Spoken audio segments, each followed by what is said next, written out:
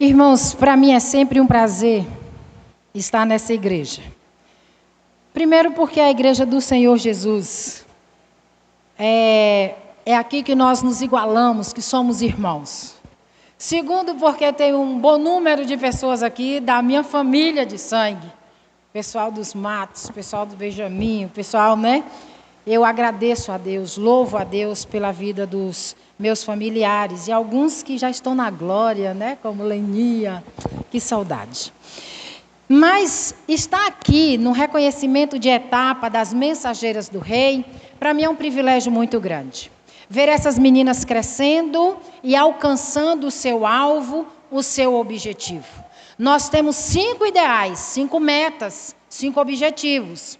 E nós precisamos estar ali firmes para conseguirmos alcançar esses nossos objetivos. Mas o nosso tema, irmãos, fala que Jesus, em todas as etapas da nossa vida. Nós precisamos de Jesus antes mesmo de nascer. E o salmista, reconhecendo isso, ele diz: antes dos meus ossos, do meu corpo, antes de eu ser formado, o Senhor já me viu ainda informe. Antes de ser formado, ele disse: eu estou aqui porque o Senhor já me idealizou, projetou, pensou em mim, e é por isso que eu existo.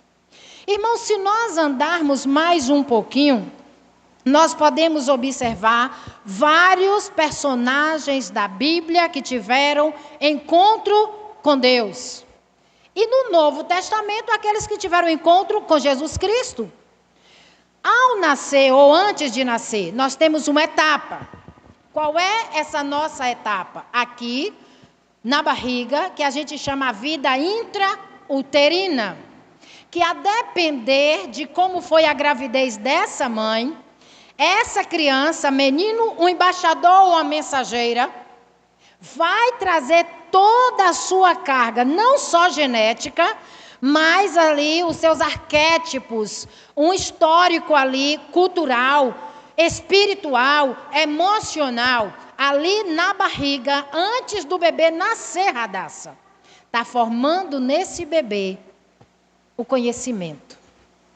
Se essa mamãe foi uma mamãe que cantava para o seu bebê, quando o bebê nascer e a mãe cantar aquela musiquinha, ela vai ouvir e reconhecer aquela voz. Se o papai fez isso, o bebê, a criança, vai entender.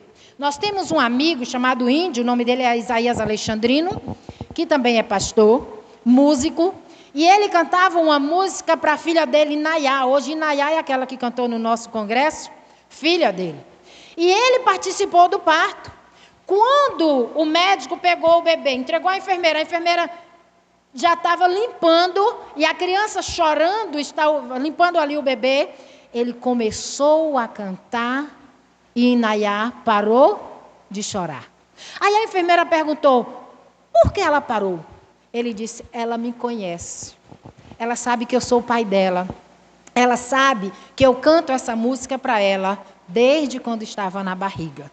E ela se sentiu segura, parou de chorar. Até que fez todos os preparativos e ela foi para os braços da sua mamãe quando terminou tudo.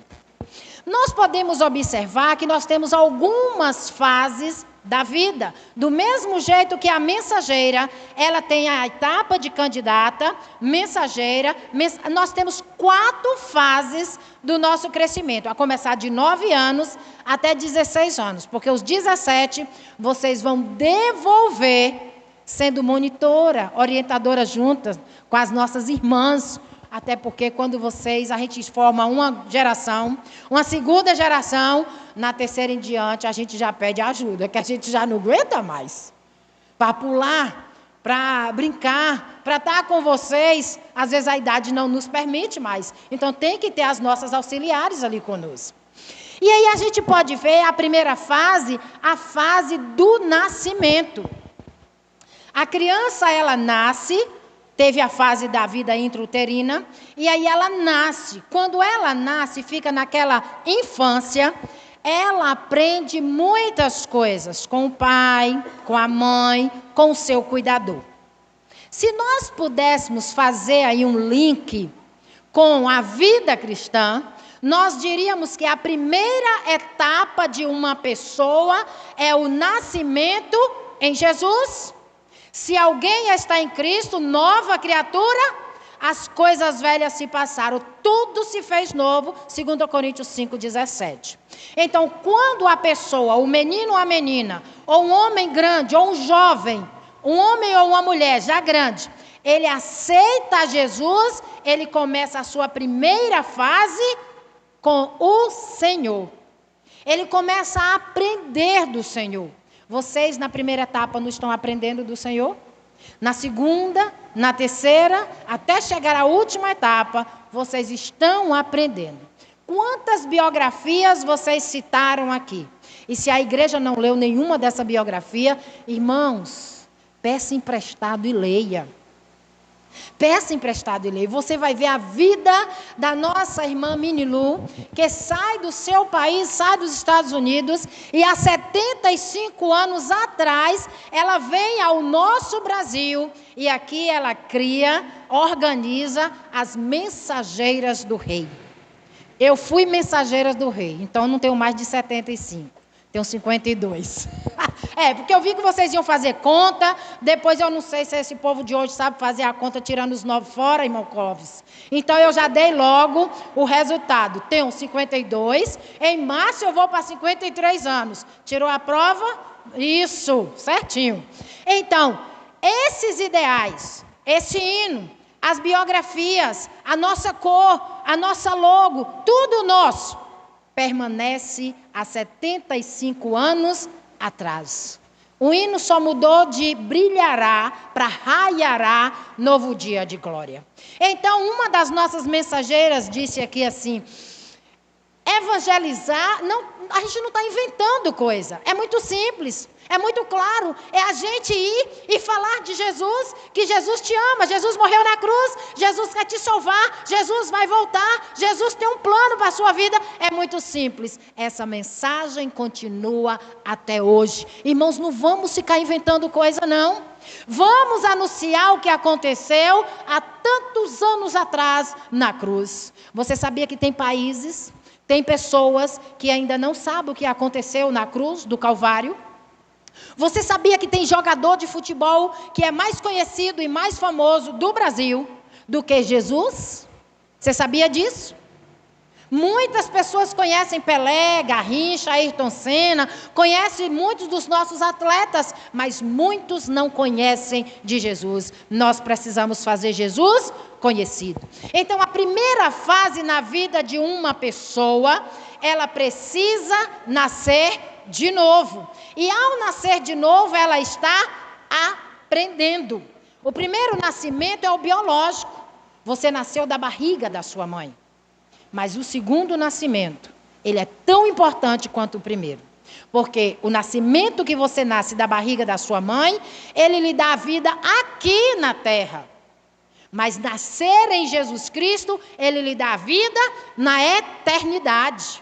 Seu nome será escrito em um livro, no livro da vida. E só Jesus pode abrir esse livro. Porque Ele é o Cordeiro de Deus, porque Ele perdoa nossos pecados, porque Ele nos salva, porque Ele nos liberta, porque Ele escreveu o nosso nome, e Ele então vai abrir o livro, e se o seu nome estiver lá, e o meu estiver, nós então temos salvação garantida em Cristo Jesus.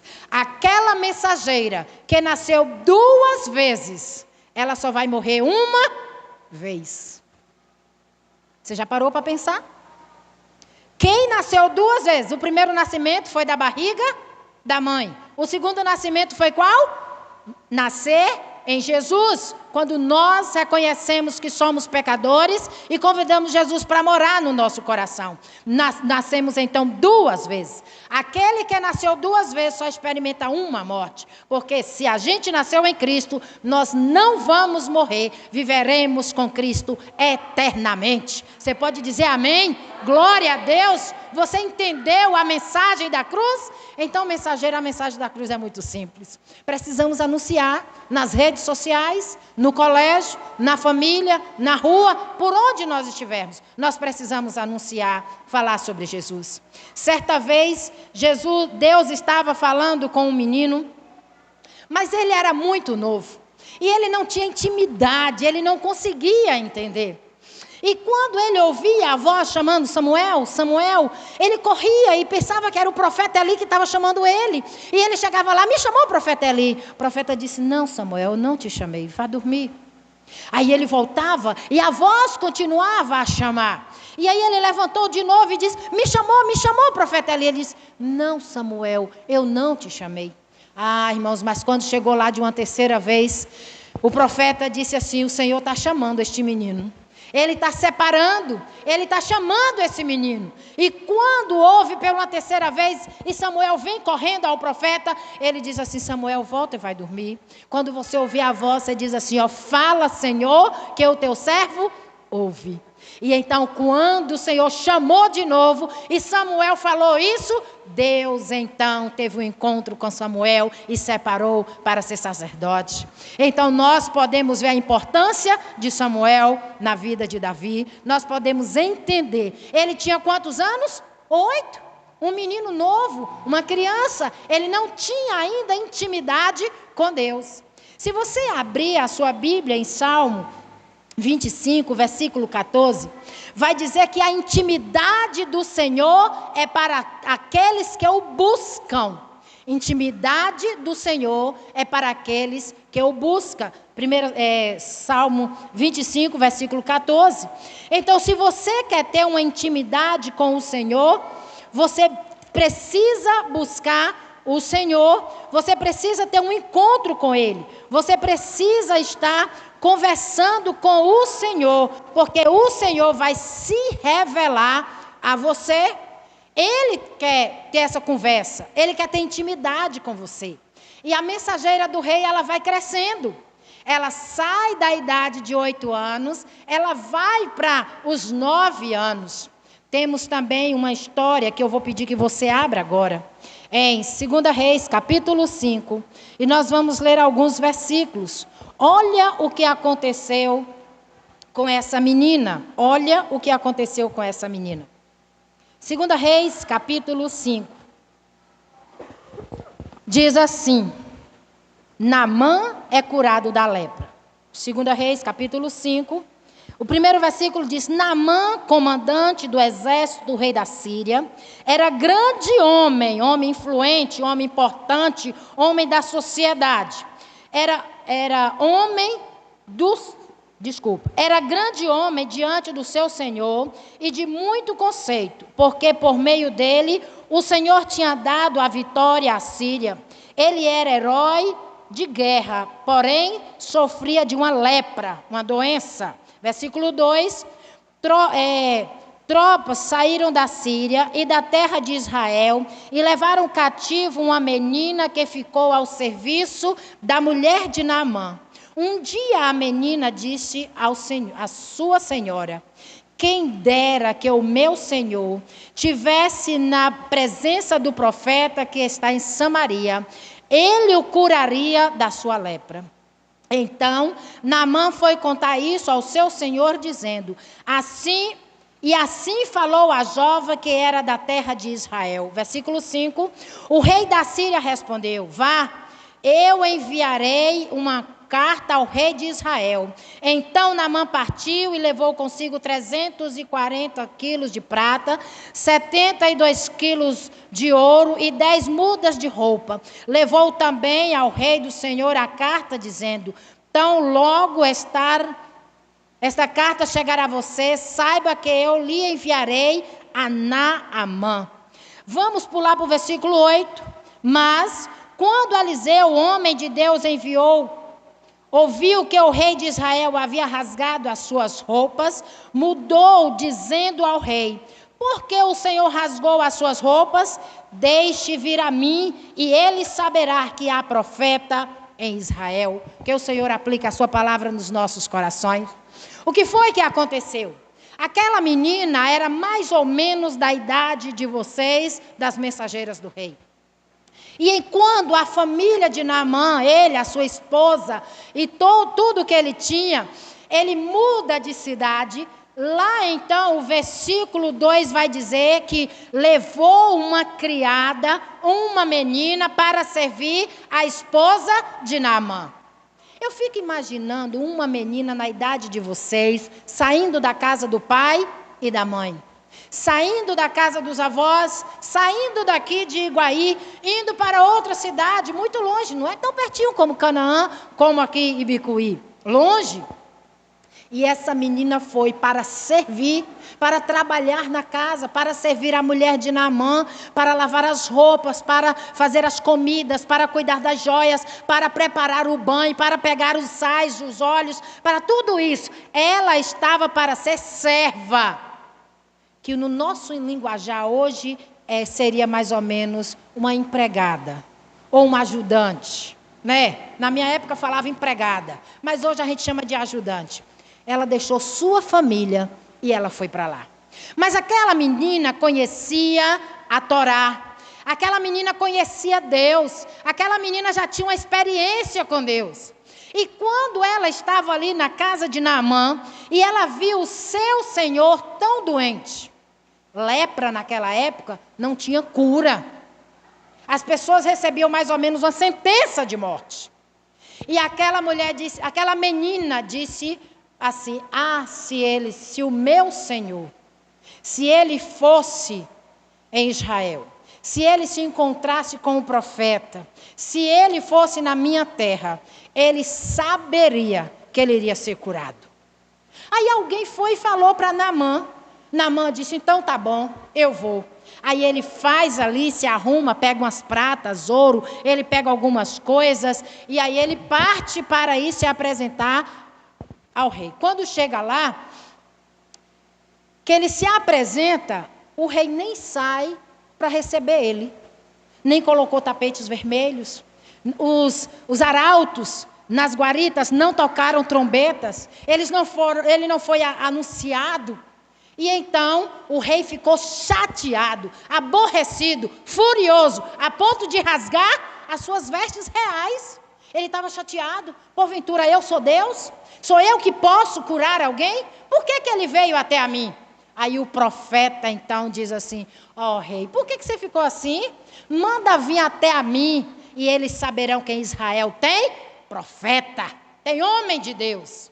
Meninas, eu quero dizer para vocês, que assim como essa menina, era uma menina na idade de vocês, que servia a mulher de Naamã, assim como essa menina foi usada por Deus para falar que Naamã poderia ser curado se ele tivesse um encontro com o profeta, se ele tivesse conhecido o Deus de Israel, se ele conhecesse o Deus do impossível, o Deus que pode todas as coisas, ela tinha certeza que esse Deus poderia curar o seu Senhor. E quando ele se apresenta, quando ele vai lá Naamã, ele não queria obedecer, orgulhoso, era um homem influente, era um homem que ganhou a guerra, está falando aqui do povo da Síria, era um homem de reconhecimento, era um homem de nome, importante na sociedade, mas muito orgulhoso.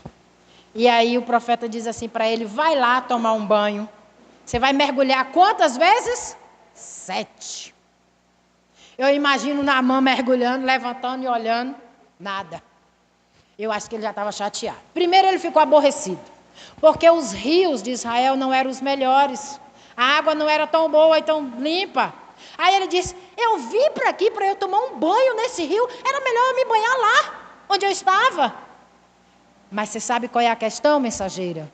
Não se trata de ter um rio aqui em Iguaí, com tantas cachoeiras, tantas águas. Se trata da obediência.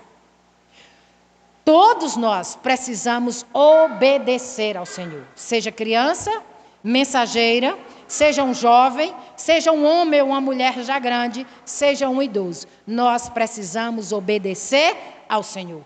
Naamã mergulhou uma vez, 2, 3, 4. Ele só foi curado na 7ª vez que ele mergulhou.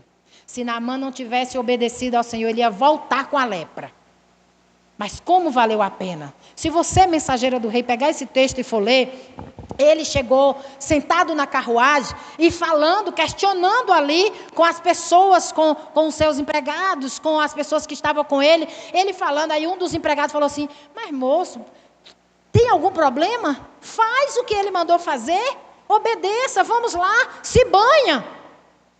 Ele já estava que não aguentava mais, mas obedeceu. Por isso então a gente canta a música de Naamã. Aí a gente diz que a gente quer obedecer, quer se humilhar, quer descer.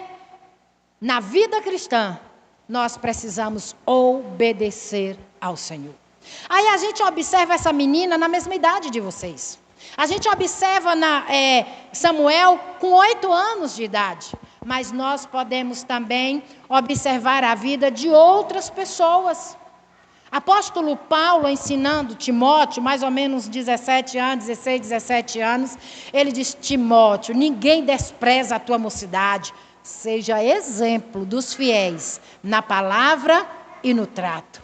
Então, mensageira do rei, você pode vestir uma bermuda? Pode. Você pode brincar? Pode. Você pode ir numa praia? Pode. Você pode estar com a sua fase, brincar de bonecas, ou ter outras brincadeiras, um futsal? Pode. Não despreza, mas lembra que você é uma mensageira do rei, que você precisa brilhar.